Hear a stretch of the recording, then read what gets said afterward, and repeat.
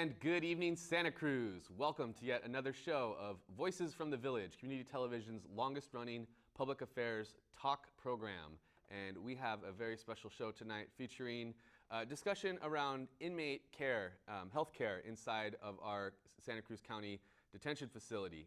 The Santa Cruz County Grand Jury just released a report exploring some of these issues, and we're going to be talking about some of the highlights of the report, some of the recommendations, some of the things that the community has been involved in, and hopefully some bigger picture stuff about prison abolition and what we're doing as kind of a community and as a movement, if you will, to not only reform prisons but ultimately abolish them and get our society changed so that it's not such a mass incarceration-based society, but much more one where people receive resources before they go to jail. So then we don't have to spend $90,000 on a prisoner once they're locked up, because I'm pretty sure you could send a lot of people to college for that amount of money.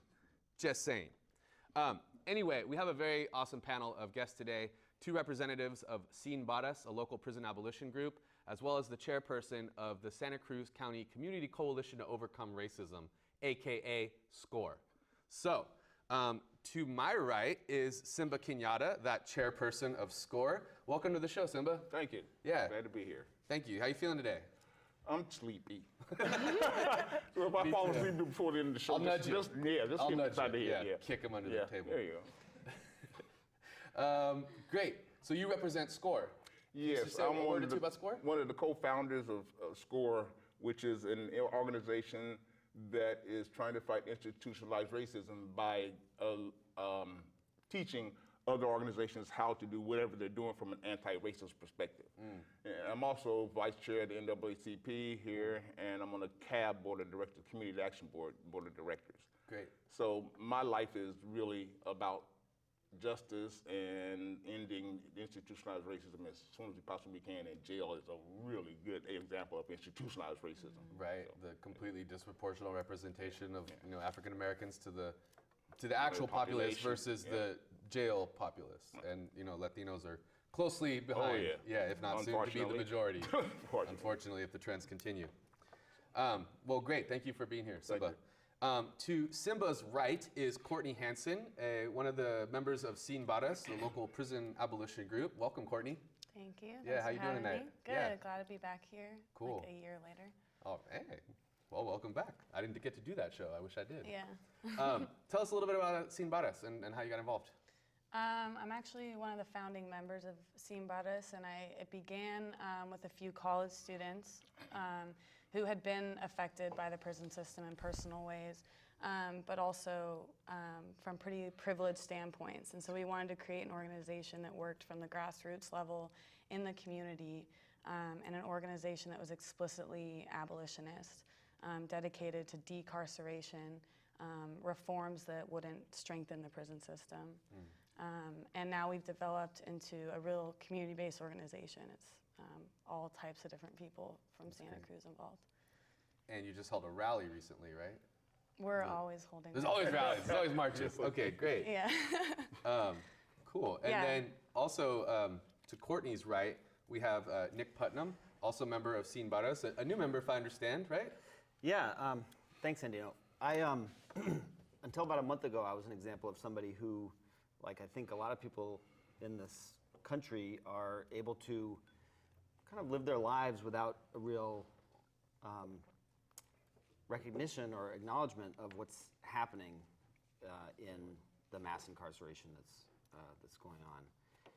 And I had a very powerful experience. For me, it was reading a recent book that I would recommend to anybody called On the Run by Alice Goffman. And it gave me it really woke me up to, I think, a shocking reality, which is the fact that so many people are being locked up, and that it's not like many people, I think, who don't have direct experience of it in their lives. It's not the case that these millions of people are locked up because they're bad people doing crimes and that's a good way to handle it. Mm-hmm. It's the result of laws and enforcement strategies that really disproportionately lock people up who are doing the same kinds of things that are, in many cases, the same exact kinds of things like smoking marijuana or getting in a fist fight in high school or not being able to pay, not having the money to pay fines, leading them to be locked up. And it's happening on a scale that I think, for people who don't appreciate it, who get exposed to the information,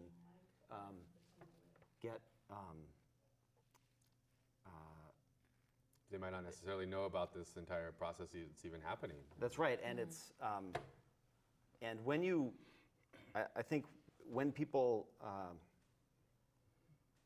do realize what's happening, it's really it's shocking. I mean, it shocks the conscience, and for people who are, well, I was excited to have this opportunity to come on here and try to, I don't know, relate my experience of coming to that realization, that information, and encourage other people to take a look to see what's happening. Yeah.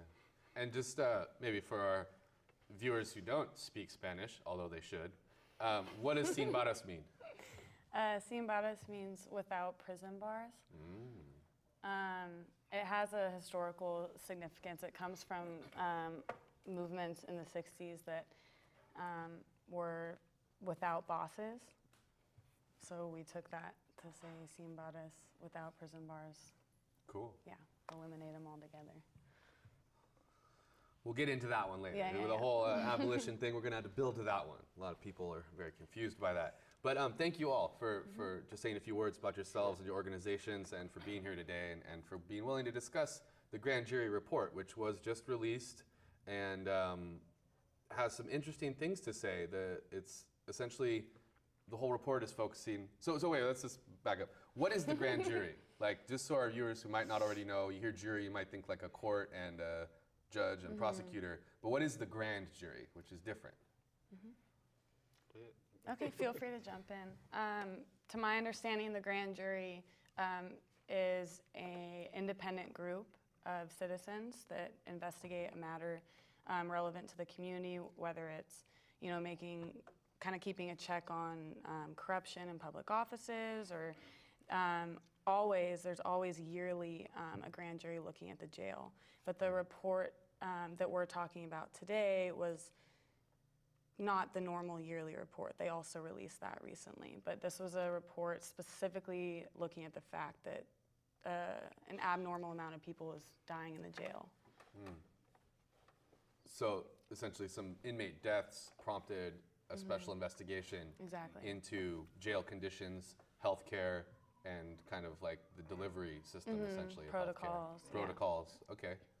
So that's the focus of the report. Well, what did this, what did this report kind of get into? Like, what are some initial kind of findings that you found interesting and thought our viewers should know? Well, the most interesting thing and exciting thing was to see that, so around this time last year, April 6th, Sin Barras, in coalition with a lot of different organizations here and in the Bay Area, organized a massive rally just as kind of a starting point of creating a platform of community awareness that this was happening right down the street, and kind of trying to just make some noise and figure out what we were going to do to stop this. And all we had really done was look at these Sentinel articles coming out, and in less than a year period of time, we knew that at least 4 people had died. And the report specifically cited that rally and said, part of our motivation for doing this investigation was that it was clear that the community members were very concerned. Specifically, this organization organized a rally, a bunch of people spoke out, marched to the jail. They demanded an investigation, which we did. We demanded that real health care be offered to people while they're incarcerated. But maybe another thing we could touch on today is we had other demands, which were the reduction or elimination of pretrial detention in county jails. How many people are essentially in jail for pretrial situations? The average across the state of California is around 70%. Wow. Santa Cruz is hailed as, you know, a county that does better than that, which we should recognize. It's down to, I believe, 50%, but still that's half of the people sitting in an overcrowded jail that are essentially there because they can't afford to pay their bail. Right. Yeah. You know, money has so much to do with justice in America. It's pitiful because you can't, from the very beginning, if you get your bail, which might be more than you can pay, and then there's the pretrial stuff, and then actually, I think in Santa Cruz, I know a lot of places, you have to pay the court costs. If you lose, you have to pay court costs too. So money has a lot to do with justice or lack of it in America, and that's one thing we need to talk about or look at very closely, is it just how much money plays a part in who gets out and who gets in. I mean, because, you know, if you got $2 or $3 million, you don't have to worry about anything. You got good lawyers, you got, you know, all that stuff. But if you're poor, you're kind of screwed. Justice is for sale. Isn't it? It's not cheap, but it is. Yeah, and I think just furthermore, like speaking of the role of money, I mean, it seems that in the past 20, 30 years in the state and across this country, there's been a kind of development of the prison system and the real rise of the prison industrial complex itself, such that you have now people that are making money off of these incarcerations. I mean, there are private companies that are operating privatized prisons and literally making a killing off of this tragic situation. And that was part of that, a related issue formed part of the context for this report, in that 4 of the 5 deaths that happened in the county jail that prompted this investigation happened in the first few months or first year after the medical care provider for the inmates switched from the county to a private company. And that was part of, I think, because that was a pretty big change. Yeah. People, I think, were the grand jury and the people of Santa Cruz were wanting to know whether that had something to do with this very unusual number of deaths in the jail. Certainly. It's the report points out that the vast majority of local jails don't have any deaths in a year, and so to have 5, let alone 5, let alone 5, and so it's a very it was a very unusual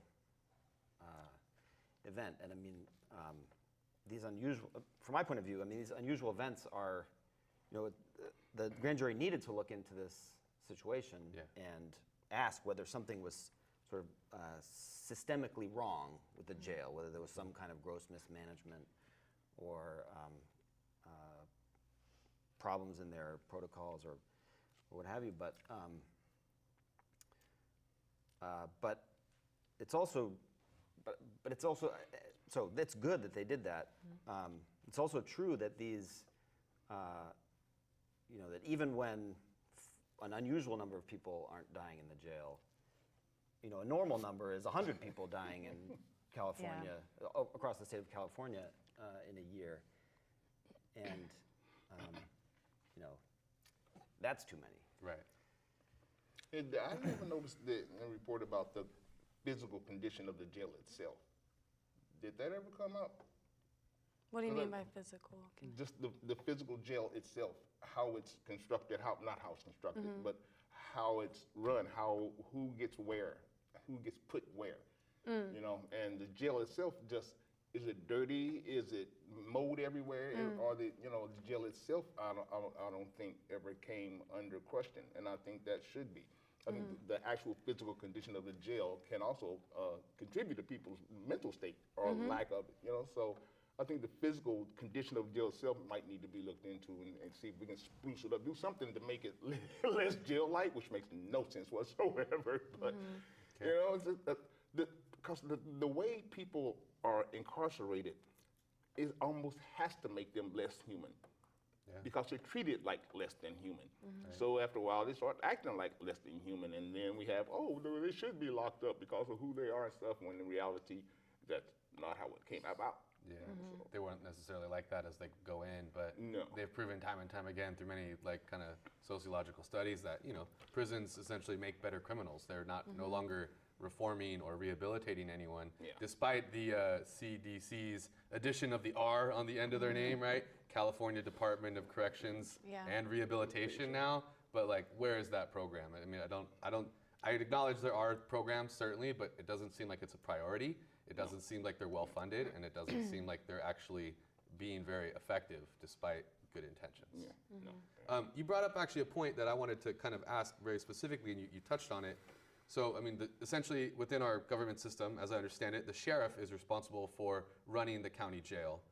And you mentioned that the healthcare provider was the county as well, but that was changed. And then it was during this initial period of the change that these irregular number of deaths occurred. So who exactly is this is like a private company? I mean, how did this process happen? Was it justified as a budget saving thing, or was it kind of, oh, well, they're going to be more effective, like the county doesn't have the expertise, even though they've probably been doing it a long time, I'm assuming. But like, how did this change come about, and who is this new company that's doing this care? Their name is the California Forensic Medical Group.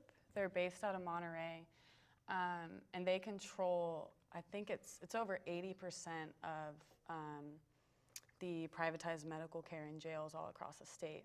Wow.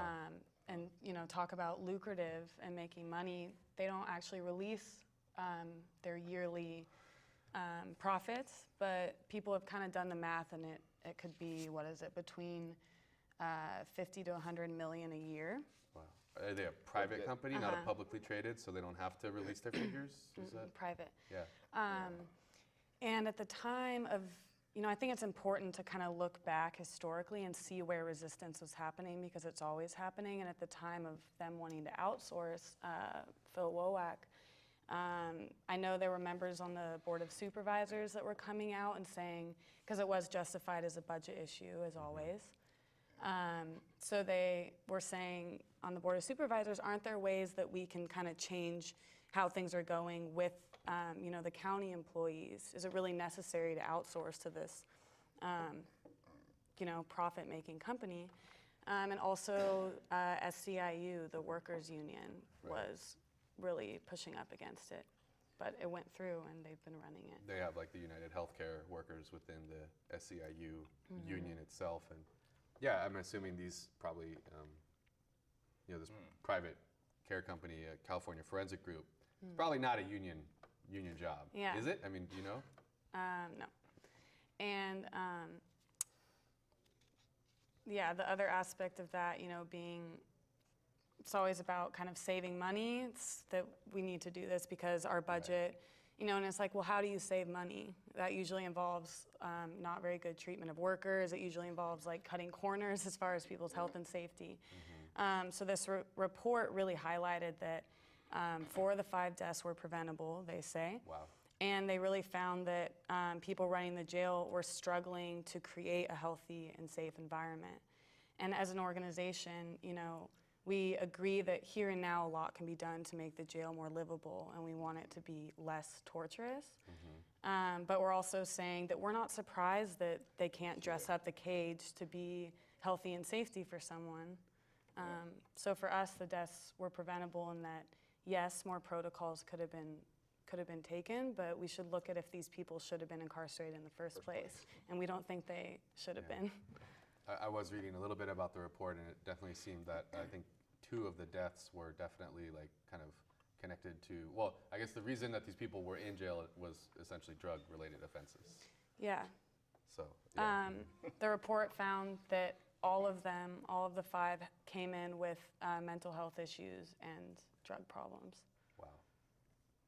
Which, of course, we don't essentially have a public health, mental health institution anymore. I mean, there are agencies and programs that do it, but really as like an institution, like a place, there is no real mental health system anymore. I mean, Reagan gutted that back in the day. Yeah, Just put them all out on the streets. They'll be fine. Seems like it's coming back to haunt us. For sure. What else in the report? Like, what else did the report find? Like, in terms of like conclusions or recommendations that maybe you thought were interesting or notable in one way or another? I mean, so one thing that struck me was that there was no, even though this was a very, huge jump up to 5, there wasn't a single explanation for, what was going wrong in those 5 different cases. They included both they included suicides and also drug overdose and related health issues. But the report does say, the line that really stood out to me was, this is in the summary of the report, if there's a common factor involved in all these in-custody deaths, it is that poor decisions were made due to lack of expertise or inadequate information. And so it's a very, it's a pretty vague statement of, that it's really hard with the level of staffing that they have and the number of people they're incarcerating. It's very hard to do a really good, efficient job of keeping people safe. And I think it'll be, it's, as a, just a, not an expert in any of this, but a citizen reading the report, it doesn't really give a lot of confidence that anything has really been changed. It's very, they mentioned that communications have been improved, but the report doesn't really contain any specific information that should give people confidence that whatever the problem was, if there was one, that it's been fixed. Seems like there is one if 5 people are dying. Yeah, but, in a couple of years. Yeah, and what is the, I guess, what control or accountability is there as citizens and taxpayers and the county institution over like California Forensic Group? Is it like a contractual thing? Are they reviewed? This should probably look kind of bad on their essential, it's not a great track record to say, hey, like since you've taken over 5 deaths, it doesn't seem like a very effective medical care provider.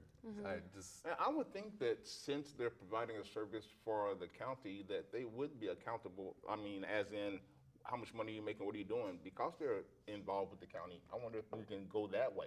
Since it's not public, because they never had an IPO, they're not no initial public offering. Right. So it's a private company, but they're dealing with the public entity. So it seems like if we could go back through the public entity back to where they are and see how much money they're making and stuff, because it's ridiculous. The money these prison companies make off of people's horrible situations, and then they make a lot of money on top of incarcerating these people.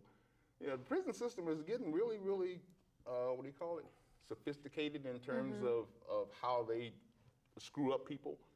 Yeah.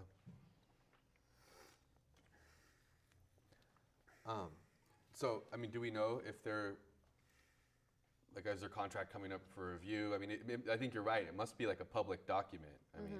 There's some contract somewhere that's got to be part of the public record in some regards.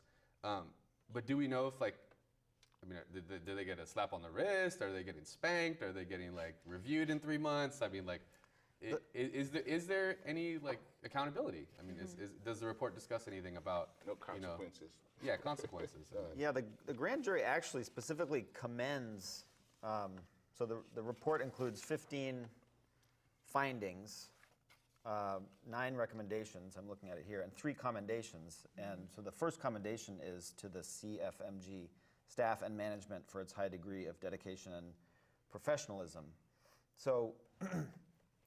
As I read the report, there's a kind of a mismatch between, the facts. And I'm not saying that it's not. I actually believe that the people who work at that company and who are working at the jail are. I have no reason to doubt that they're trying their hardest and really want to take good care of the inmates there. But the report does kind of leave, I think, kind of unanswered if they have such a high degree of professionalism and dedication, what really can account for such Yeah. an unusual number? Glancing through the report too, I noticed essentially that the grand jury called 4 of the 5 deaths preventable. So, I mean, how could they have been prevented if, this company's doing such a great job? Like, how could they have been prevented? Like, what does the report say, or what do you all think about in terms of how could they have been prevented? Yeah, well, I mean, like Courtney said, the first answer is not to have locked these people up. I mean, it seems like there really should be better alternatives in almost all of these cases. And obviously there's some mental health issues involved because 2 of the people hanged themselves. So like we were saying, there is no mental health aspect of the criminal justice system here in Santa Cruz County. They just don't deal with people that have mental problems. So, and I think, have you ever been in Santa Cruz jail? Any of you ever been arrested in Santa Very Cruz jail? briefly. No, I was held. Me too, for a couple of days. It's really depressing, not just because you're in jail, but the things you sleep on, those little mats that you sleep on, they're like a half an inch thick, and sometimes there are no pillows and stuff. They have to stuff toilet paper inside the thing to have a pillow. The blanket, it's really, really depressing, not just because you're in jail, but the condition of the jail itself and how you're treated in there. That's what I brought up a few minutes ago. The condition of the jail itself didn't do these people's mental health any justice whatsoever. It did not help their mental health. They hanged themselves. Right. So, not just the people, but the jail itself. And like I said, I was in there for 2 days. That was the first time I've ever been in jail. I do not like it. As an African-American man, I've been in jail 1 time, which is, I think, pretty good. But those 2 days the food is horrible. The conditions that you sleep in are horrible. If you're a Muslim or a Jew, you don't eat pork, you're shit out of luck. Because I would trade all my food because I don't eat pork, so I trade food for fruit and stuff, and they love me because I give them sandwiches and stuff, but I couldn't eat that stuff. And like I said, all that stuff contributes to how you are in jail and how you deal with jail. Because if you got help, you know that there's people that will help you if you start good and getting out of it. That even just knowing that there's somebody there helps a lot of times. Even if you never talk to them, you know somebody's there, but there's nobody there for them. They're just screwed. You're in jail, that's it. So I think as a community, we might want to start insisting that there should be a mental health component to how the county jail is run, because if it isn't right now, that's a real bad situation if you can't take care of your inmates mentally and physically. It's going to stay like it is. So we as a community are going to have to start raising a little more hell like we do at Simbaras and SCORE. The regular community, people that aren't in organizations, need to start contacting people and go, okay, well, when these people got in jail and they still have those mental health problems, then I'm going to have to deal with them at some point. So if we can get the community to understand that mental health is a really big deal for people, and it helps the community when they get out, because they have some kind of background where they know they can go get help. Because, and I keep dealing with mental health because I have several mental health problems, illnesses like bipolar, post-traumatic stress disorder. So I've got several things going on, and I know that when you get locked up and you have this stuff going on, if you don't talk to anybody, you hang yourself. It's like, nobody cares, nobody's gonna come get me, it's just what the hell. So I think at some point the community itself, people out there that aren't in organizations, write a letter, write an email, but letters are even better. If you take the time to actually write something down, mail it, put a stamp on it and stuff, that tends to mean a lot more than just sending somebody an email.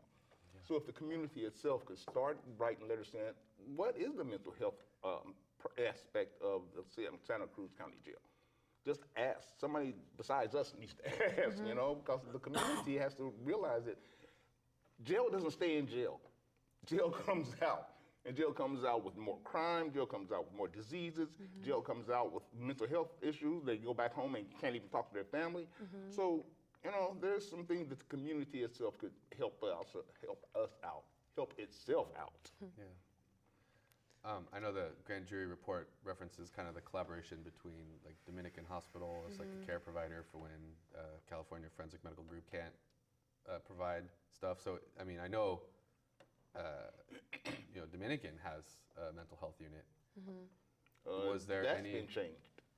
They still have it, but it's been changed a lot, and I can't tell you exactly how, but it changed, and not for the better for clients. It changed because of, I think, money. I'm sure, I'm almost sure, but it changed some. I'd like to look into it a little more, because it did change, and I'm not sure how it changed, or how well it changed. Could any of you two comment on that? Just the relationship the jail has with the hospital? Well, the report, I can't say a ton on that, but the report talked about, a lot of these problems that, like malfunctioning of the jail that it recognized had to do with, understaffing and overcrowding, but communication issues. I can pull it up. I don't remember all the details, but for instance, I think it was Miss Sanders, who went to Dominican and was like checked out, went back to the jail, and that information on her being checked out and her medical records was never transferred to the jail. So with these things, prison issues and prison conditions are made very invisible to the public, which is a fundamental problem. It's hard to tell exactly who dropped the ball, whose hands are dirty. I think there are a lot of dirty hands involved in this, that we're all kind of implicated and responsible for looking at it. And I would just want to say something on the note of mental health, that I think for me, my goal of organizing is, yes, we do definitely need mental health, people who understand that and can deal with that in the jail. But at the exact same time that we demand that, we need to demand that outside of the jail, in our community, that these things are funded in a preventative way, so that people aren't funneled into the jail for those services, because that's what's happening with realignment and the county jail construction boom. Is kind of social justice movements have these demands that are being co-opted by law enforcement and politicians, and they're like, oh, you're right, we do need more of that. We're gonna add on another wing to the jail, or build a nicer, newer jail to accommodate, when fundamentally those issues should be dealt with beforehand. Treating the symptoms but not looking at the cause of the disease in the first place? Yeah. Speaking of which, I know Sin Barras has been active around the Roundtree facility, and kind of, I know, excuse me, I understand that newly elected Sheriff Jim Hart has kind of been advocating for this new facility or renovated facility. Could you talk a little bit more about the specifics of like the Roundtree Center and kind of our county sheriff's role? I know also he managed a lot of the realignment, which has been a shift of nonviolent, non-serious, non-sexual drug offenders back into the county jail system as a way. It was under a whole court order to reduce overcrowding on the state level. So the state is now sending Moving these people. non-serious, non-violent, non-sexual offenders back to the county system. And I know Deputy Hart, newly elected Sheriff Hart, has been essentially managing that process for Santa Cruz County. What role has that played in the overcrowding, in the decision to revive the Roundtree facility? And if you could just comment in general about your kind of Sin Barras or your own personal perspectives on the realignment process and it's how it's played out here locally. Yeah, we've been fighting that kind of since it was created. And we were at last fall the Sacramento meeting, Board of State and Community Corrections, who is the board designated to deal with realignment and funds. And they had this pot of $500 million that counties were fighting for. So we were there to see all the sheriffs give their PowerPoint and their shiny poster board presentation of why they were really desperately needed money for jails. And we've talked with Jeremy Verinsky and kind of had some form of a relationship with him throughout this whole process. Sheriff Verinsky. Here, from Santa Cruz. Is this a deputy or? Yeah, who was there with Lieutenant Shay Johnson, kind of giving the proposal. Oh, I see. So you talked to the representative from Santa Cruz County that was giving the presentation Yeah. in Sacramento. Okay, Yeah, okay. and here we've had a I thought his name relationship was with him. Wowak. What? Yeah, but while they were there giving the presentation, we were there with a big banner that says Santa Cruz doesn't want jail money. So, I think that, again, it comes down to this sort of accountability issue. And they're saying, we agree with you that, incarceration isn't the answer, but this is where there's money and this is what we have to do because we weren't meant to deal with such an influx of prisoners. And if Jerry Brown's throwing his arms up, if local law enforcement is throwing their arms up, Board of Supervisors is saying it's not up to me, when it's a vicious cycle. When are we going to put a stop to this so future generations aren't, living under the threat of mass incarceration? So despite the fact that this $25 million for the Roundtree facility is going to go toward job training programs and sort of opening up more, what do they call them, like campus-style cells, more humane spaces for inmates. At the same time, it's expanding the jail, literally. It's creating more beds. So we've been fighting that from the get-go. Because as an abolitionist organization, when we're looking at a reform, we ask ourselves, is this something we might be fighting 10 years from now if we let it slip by now? Well, there also needs to be aftercare, re-entry programs like Gemma or Rise and stuff that give you parenting skills, cooking skills, all kind of stuff in order for you to re-enter into society. And I don't think there's enough of those programs either because, money. Totally. And this money thing is really getting on my nerves because the drug court, which is a really good institution, the drug court is when somebody that has a drug problem and a criminal problem comes after they get treatment or while they're getting treatment, they go to a judge and the judge says, okay, you've done your treatment, you're fine, or no, you really blew it, you're going back to jail. But if you go through drug courts, the recidivism rate is 40%. People that don't go through drug court, the recidivism rate is 70%. Wow. But they stopped drug court because the probation and the judiciary doesn't want to pay for it. So it's gone.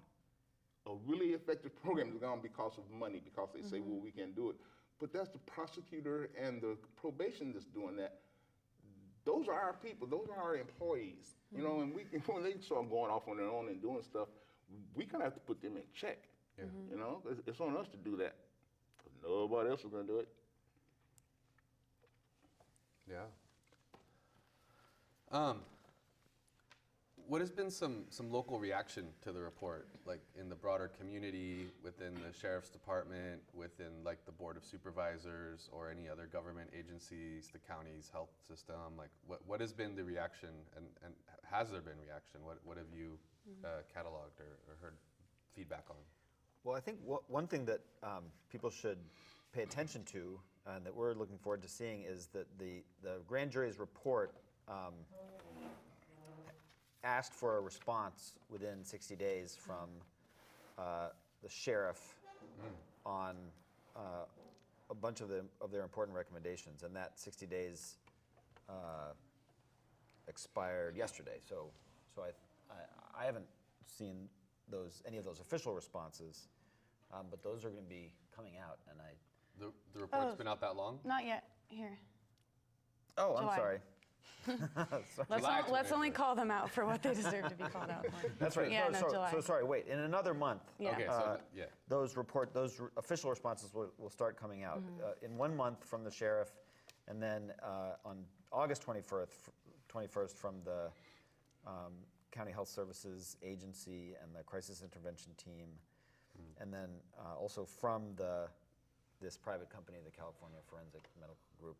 So they're going to provide their own response to the report. Well, hopefully this kind of comes back to the question of accountability and them being a private company, because if you look at the report, you'll see that their responses required for the sheriff and the CIT team, responses requested from California Forensic Medical Group. So it looks like they're asking them to give a response, but that's not really like a binding.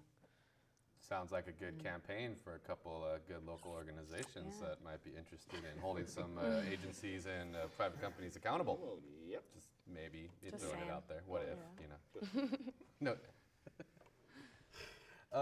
So, I mean, essentially, like, has there been any comments in the media or anything? Like, I mean, like, I know there's official responses, but have there been reactions more off the cuff or personal, like either, again, out in the community or from government officials that you've heard? I understand the agencies have to make their responses, but what about people? The Good Times covered it pretty quickly, called us up, and I really appreciate that sort of journalism. And they had covered last year the April 6th rally really in depth. They toured the jail. I mean, they took a pretty critical standpoint. So one response is this big piece that was in their last issue that came out with a big picture of me in front of the jail looking like super serious. You look badass. Yeah, so that's a response. Hey, I saw that giant picture of you. So that's great. But also, I mean, I think an important thing is to really like hold this as a victory. We're of course critical of it. There's a lot of things that need to be done outside of the scope of what the grand jury can do. And I think if we take seriously the problems that it's highlighting, you know, aside from whatever recommendations they put, really look at what are the implications of the findings. It's a sign that organizing works, and we talk about it in that way too. We have to remind ourselves that we're organizing for a reason. You know, we have no choice but to keep things from getting worse and fight for a better world. So we've been able to talk about it kind of in outreach too, and it's just kind of a good talking point. You know, my family, I was like, hey, look, I'm not crazy, you know? Like, the grand jury is actually you know, investigating what I'm working on. Yeah, so, you know, I think it's a victory. We were dancing around our house for a couple hours when it came out, like, our name is in here. You know, it's working, but I think that there's a lot of work to be done because it points to these really systemic problems that are impossible to address with the recommendations that they've put forth. Right. And like I was saying earlier about the regular community at large getting involved and doing things, the fact that we did do that march and stuff, they alluded to it in the report, that the community being upset got them to communicate a little more and investigate a little more. So it does actually work, you know, because I think a lot of people think protest, oh, I want to do that for and stuff. But if you get the right people protesting in the right place with the right time, it works. So I think all the people are looking at this show and start thinking, well, maybe we can change things because it looks really just unchangeable. It's going to be that way forever, you know, because we have this prison system for some reason we really believe in. I can't figure that one out yet. Really, I mean, because to me, the prison system itself is cruel and unusual punishment. Right. Yes. Not being locked up solitary, not any kind of punishment, just being in a jail, in a cage for years does not do you any good whatsoever. Right. And that's like I was talking before about mental health treatment. There also needs to be drug treatment. In it, out of the jail, somewhere there needs to be some drug treatment. This guy had a narcotic overdose. There should not be a narcotic overdose in the jail. Yeah. That says something is very wrong in how people get in and out of there with drugs and stuff, and the fact that there's no treatment program, because I know a lot of people who do are in drug treatment as the providers, not as the receivers. And it's I know a lot of people the other way around. Yeah. Yeah. Yeah, but it is. I think treatment is needed. It should be part of you going to jail. If you have a drug problem, part of you going to jail, the judge say, okay, you have to have treatment too. Yeah. You don't just go to jail and languish in jail and stuff. You actually have to do something so that you don't come back here. Well, and a lot of people are in jail because of drugs. You know, we talk about that all the time. A lot of people because they steal something, because they're doing something, because they got caught doing something. You know, so treatment seems like it would be a big, you would think if treatment would be a big part of whatever the jail is doing, instead of almost no part. Yeah, it seems like it should be required because there are a lot of people strung out that all they need is some help. Yeah. You know, they don't need a whole bunch of people telling them how bad they are or what they're doing wrong or any of that stuff. They need some help, you know, and like I said, there shouldn't be a narcotic overdose in the jail. I mean, besides not having drugs in the jail, there should be somewhere where that person can go and say, I'm having a really hard problem. I'm being totally strung out. This is not working for me. Because if you've ever seen somebody get off of drugs, it's really not much fun. It's a very unpleasant thing, believe me. I've had to do it before. And it's not easy. People need help to do these things. Right. And the county is just, well, you know, they'll get it somewhere or another, but they don't get it when they're released. There's no condition. You have to get treatment to be released or to release you into a treatment program. Well, it seems, I was about to say, you bring up a point about, you know, you're going back to your point about money and the point you're making now. If you have money, there are treatment facilities. There's long waiting lists. You got to take the time and you hear any, government official or, law enforcement official, they're always saying, oh, well, treatment works, like, we want treatment for them, this and that, but it seems like at the same time, there's this conflict because treatment's not readily available. I definitely know people who have waited too long and relapsed or otherwise discontinued or worsened their addictions while they're waiting for treatment, like waiting to get into the facility. Yeah, well, I had the youth And then they program. get locked up while they're goofing around, not getting the care. That's when they get arrested, and oh, geez, now you have no chance to get in the facility. Yeah, I had to tell. I've seen that with like personal experiences, friends of mine. I had to tell parents, if you really want your kid, go. I had the youth program at Loud Nelson Center for the city. And I had to tell parents, I'm really sorry to tell you, but if you want your kid to get some treatment, they have to go to jail. They'll get treatment if they go to juvenile center. They'll get a little treatment there. In big jail, they don't. For adults, they don't. But for younger people, there was help, but only if you went to jail, because I was trying to find places, beds for them to go, kids that are strung out. $3,000 a month. Who the hell can afford $3,000 a month for 2 or 3 months to get your child in some kind of treatment? So I had to tell parents, you can't afford it, because they do their own research and say, I can't afford to send my son to get some treatment. Right. So and I tell them, well, unfortunately, get them arrested, they'll get treatment then. Yeah. So, I mean, we're kind of bringing up, I think, issues that go beyond the report now, and I think it's a good time to kind of talk about the bigger picture and start talking about like these connections. How does addiction play into incarceration? How does treatment or lack of treatment lead to, further incarceration, recidivism, all these different problems? And kind of what is the plan after this report, and to kind of connect the dots for people, like I think we're doing now, which is wonderful. But what are some of the things, like what's, I guess, C.County or SCORE sort of planning at this point in terms of like what's our next step? I think what Simba was just saying is a great example of the fact that the system we have doesn't really work. Yeah. It doesn't help people with their drug problems. They can't. One of the things that shows up in the report is they can't even keep the people who are in jail from getting drugs. Right. In the jail, yeah. In the jail. Yep. And they found a meth pipe in one of the cells the girl hung herself in. Right. And and it's incredibly costly. We're spending. I recently read that nationwide on jail and prison and probation and all different kinds of incarceration, we're spending $70 billion a year. And I mean, in case you're wondering if that is a lot of money or not. It's a lot of zeros. It's a lot of money. It's a lot of money. It's enough money to raise all the people in the whole country who are living in extreme poverty out of poverty. Yeah. It's a lot of money. It's a very, we could be, there's so much more potential for those resources. And I think, for me, I really want to find ways to help people realize how dysfunctional the system that we have is. Yeah, but see, in order to do that, I think we have to get them to understand what the society as a whole is doing.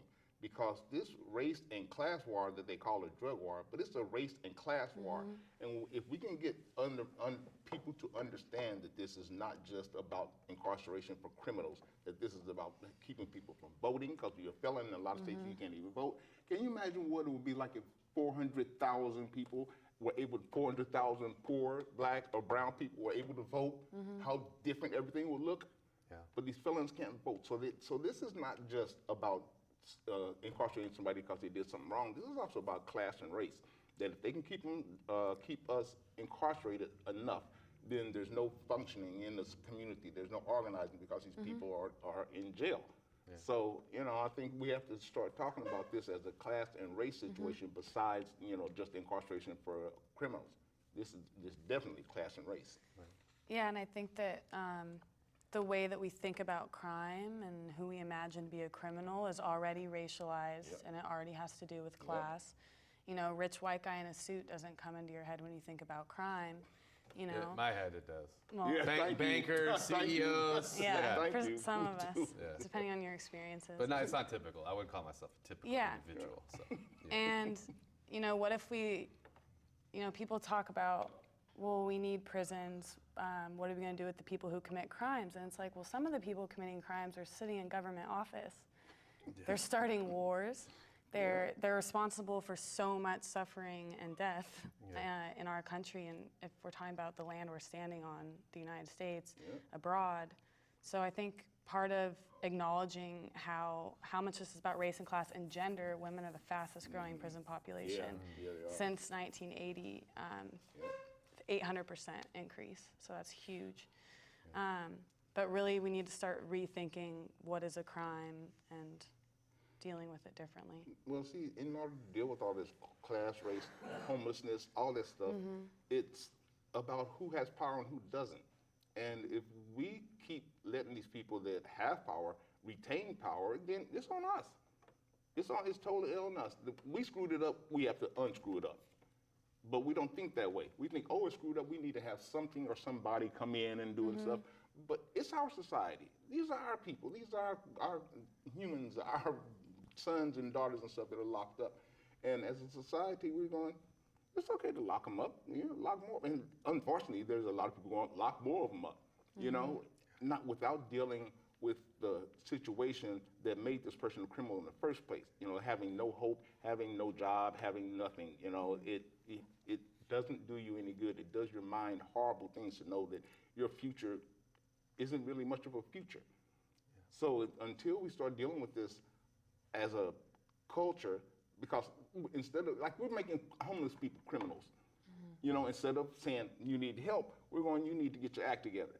It's like people like Take Back Santa Cruz, stop being a junkie. It's like, excuse me, but they are. It's kind of like, we don't like needles around, just stop being a junkie. Right. So we need to do a lot of educating. And I think that's one way that we could be a little more effective, is to do more educating of people that aren't like us. Difficult conversations. Really difficult conversations. We keep preaching to the choir. We know about that. So we need to start finding ways to wheedle ourselves into organizations, government, whatever we need to do to get people to understand that this is our problem, not their problem. This is our problem. I think of Michelle Alexander's book, The New Jim Crow, and I know it's reached a lot of people that wouldn't otherwise think about prison issues, and I really would recommend it as a great tool for understanding this mass incarceration movement and the kind of private interests that are behind it, and the money that's being made from it, and essentially the political agendas that are being pushed by it. So it's very true. We are almost out of time, believe it or not, but I would love for you all to just share a little bit of contact information, or if you want to share your meetings or your websites. And how can people learn more about Sin Varas, about SCORE? Go. Well, you can find the Sin Varas website. It's Sin Varas. It's SINBARRAS.org, and we have a meeting every week on the west side, and I think it's a as somebody who just got you just learned the secret handshake. Energized for this issue. It's very it's great to find that if you just ask yourself, what can I do to take responsibility about this, and look around, you'll find something. Great. So sinvaras.org. Meetings every when? Wednesday at 7. Wednesday at 7 p.m. at where? At the Circle Church. And that's also the information's on the website. Great. Simba, where can we learn more about SCORE? SCORE really quickly. is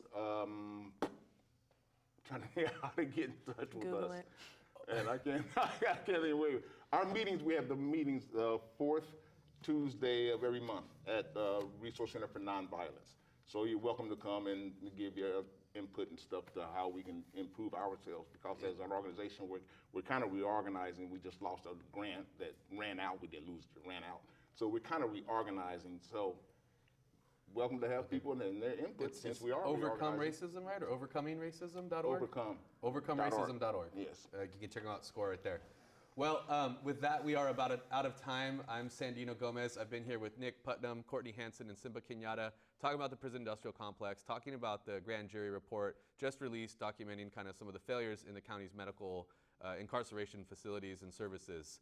I would just, leave you with this thought myself. I really think that, I appreciate our guests and all the wonderful points they brought up. And I encourage you to learn a little bit more about the new Jim Crow, the mass incarceration, and the destructive, absolutely horribly destructive toll that this entire system is taking on our communities, on our families, and on our nation as a whole. It's costing us too much money, and it's not working. If the goal is to rehabilitate and make us safe, it's not working. Thank you very much. I'm Sandino Gomez for Voices from the Village, Community Television's longest running talk program. Thank you so much. Have a great night.